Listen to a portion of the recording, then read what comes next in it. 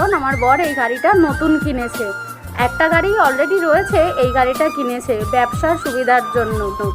তাই জন্য আমরা এই খুশিটাকে নিজেরা উপভোগ করতে চাইনি একাভাবে, ওদেরকে নিয়ে উপভোগ করতে চেয়েছি, যারা সবসময় আমাদের সাথে থাকে, আমাদের ভালো চায় আর আমাদের ভালোতে খুব খুশিও হয়।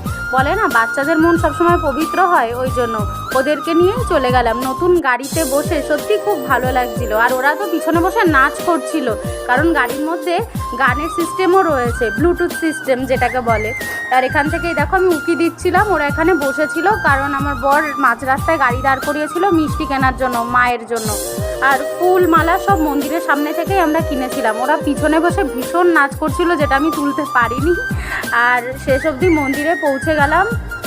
পুরো রাস্তায় মাকে স্মরণ করতে করতে আসছিলাম, যেন ভালোভাবে মন্দিরে পৌঁছাতে পারি, কারণ কোনো বিপদ আপদ যেন রাস্তায় না ঘটে। একটা নতুন জিনিস নিয়ে আসছি এত খুশিভাবে।